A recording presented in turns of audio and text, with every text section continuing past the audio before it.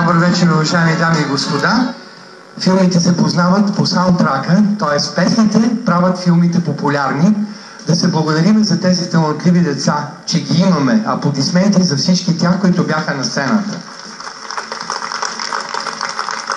Искам да аплодирате много шумно и техните вокални педагози с невероятен труд, който са вложили в тези прекрасни деца, в тези таланти.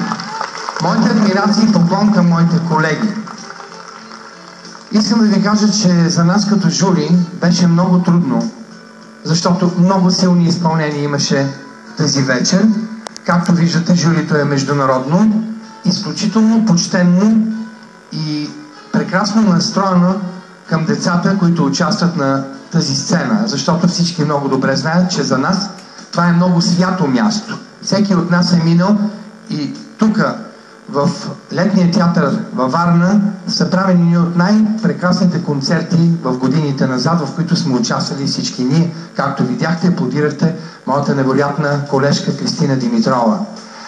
И сега искам да поканя и моите колеги от журито, Уте, Долорес, да заповядат тук на сцената, Криси Димитрова също. Започваме от третото места. Имаме едно трето място, което е присъдено на Иван Иванов. Аплодисменти за Иван. Второ място журито присъди на Ирена Куцарова. Аплодисменти за Ирена.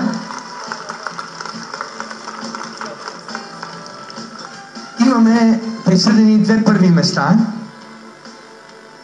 Първо място се присъжда на Симона Кръстева. Аплодисменти. Второто първо място се присъжда на Марио Кръстев. Аплодисменти. Има една специална награда, това е наградата на журито и тя се присъжда на Йордан Рангелов. Аплодисменти. Прекрасен изпълнител.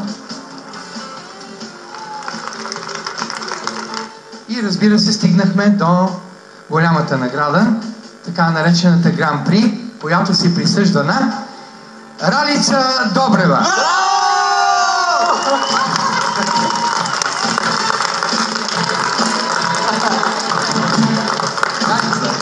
Аплодисменти! Аплодисменти! Отново! Аплодисменти за Ралица Добрева. Гран-при на първото издание на конкурса за изпълнение на филмова музика. Още един път да аплодираме тези невероятни таланти на България. Аплодисменти! А сега нека чуем наградените. Моля още веднъж аплодисменти за всички таланти.